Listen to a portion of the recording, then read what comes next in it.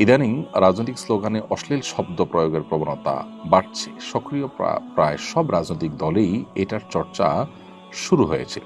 রাজনৈতিক ক্ষেত্রে কি অশ্লীলতার ব্যাপারে ছাড় আছে? কোরআন হাদিসের আলোকে জানাবেন। না, প্রশ্নই ওঠে না।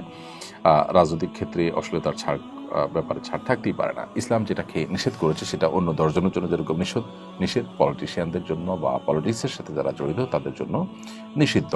অশ্লীল বাক্য ব্যবহার করা এটা খুবই গর্হিত বিষয়। এটা এমনিতেই আমাদের সমাজে রাজনৈতিক অস্থিরতা অনেক বেশি বিরাজমান। পরস্পরের মধ্যে শ্রদ্ধাবোধের ঘাটতি এমনি আছে।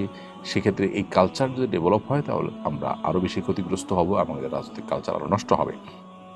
নবী করিম সাল্লাল্লাহু সাল্লাম অশ্লীলতাকে কখনো প্রশ্রয় দেননি। দেখুন, মক্কার মানুষজন প্রিয় নবী সাল্লাল্লাহু সাল্লামের প্রচণ্ড বিরোধী ছিল। তাদের শত্রুতা এত চরমে পৌঁছেছে যে নবী সাল্লাল্লাহু আলাইহি সাল্লামকে তারা তাঁর আপন মাতৃভূমি থেকে বের হয়ে যেতে বাধ্য করেছে এবং নবী করিম সাল্লাল্লাহু আলাইহি সাল্লাম এবং তার সাথে যারা ঈমান এনেছে তাদের প্রতি নিষ্ঠুর বর্বর আচরণ করেছে, জুলুম করেছে, নির্যাতন করেছে। এত বড় শত্রু হওয়ার পরও নবী সাল্লাল্লাহু আলাইহি সাল্লাম বা তার সাহাবীরা মক্কার মুশরিকদেরকে আপনার গালমন্দ করা, অশ্লীল কোনো উক্তি করা তাদের সম্পর্কে, এটা আপনি দেখাতে পারবেন না। এটাই হলো ইসলামের শিক্ষা। অতএব আমাদের রাজনৈতিক কালচারে পরস্পরের শ্রদ্ধাবোধটা থাকা দরকার। কোনো অবস্থাতেই পরস্পরকে তুচ্ছ-তাচ্ছিল্য করা, হেয় প্রতিপন্ন করা এবং বিশেষ করে যে অশ্লীল বাক্যালাপ করা, এটা বন্ধ হওয়া উচিত। কোনো দলের অনুসারে এটা করলে দলের সিনিয়ররা, নেতাকর্মীরা দায়িত্বশীল পর্যায় থেকে তাদের এগুলোকে নিরুৎসাহিত করা উচিত। এটা সুস্থ এবং শুদ্ধ রাজনৈতিক ধারা বিকাশে আমাদের জন্য সহায়ক হবে ইনশাআল্লাহ তাআলা।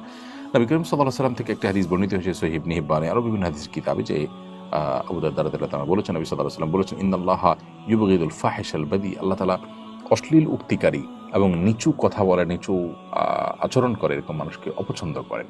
আর নবী করিম সাল্লাল্লাহু আলাইহি ওয়াসাল্লাম তিনি তার সম্পর্কে হাদিসে বর্ণিত হয়েছে যে তিনি লাআন, তাআন, ফাহিশ ছিলেন না, অশ্লীল উক্তিকারী ছিলেন না, তিনি আপনার অভিসম্পাদকারী ছিলেন না।